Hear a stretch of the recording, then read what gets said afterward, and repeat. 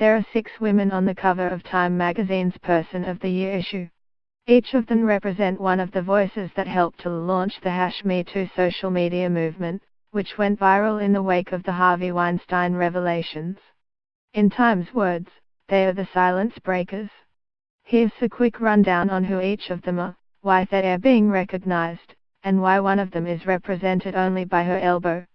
Actress Ashley Judd was one of the women interviewed by the New York Times for their original expose back in October that broke the news about Weinstein. In the article, Judd recounted an incident that had happened 2 decades prior in a hotel room rented by Weinstein. She said the big shot Hollywood producer invited her to the room, greeted her wearing a bathrobe, and asked if she would give him a massage or watch him shower. Women have been talking about Harvey amongst ourselves for a long time, and it's simply beyond time to have the conversation publicly, she had said. Today, in her interview with Time, she said the Whisper Network needs to be formalized. That's my advice to women, she said.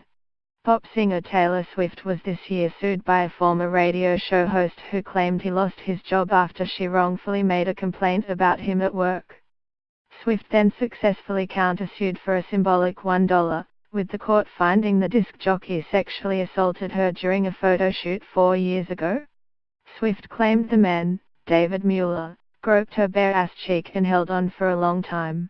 According to Time magazine, while Swift's case happened months before the allegations against Weinstein emerged and the #MeToo campaign kicked off, it inspired women to speak out about harassment. The brave women and men who have come forward this year have all moved the needle in terms of letting people know that this abuse of power shall't be tolerated. Susan Fowler left her position as an engineer at Uber in December last year. Afterwards, she wrote a 3,000-word blog post explaining why she left and alleging that her manager once propositioned her for sex. Ms. Fowler wrote that on her first official day, her manager sent her a string of messages over company chat that told her he was in an open relationship and was having a hard time looking for women to have sex with.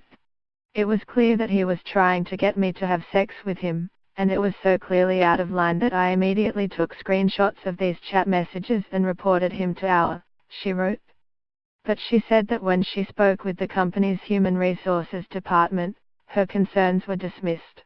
The blog post sparked a full investigation at Uber which eventually saw CEO Travis Kalanick resign.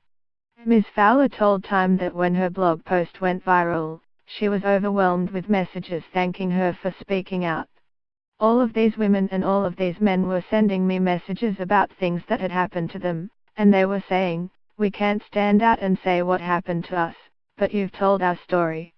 Adama Iwu is the lobbyist who began the We Said Enough campaign in the United States earlier this year.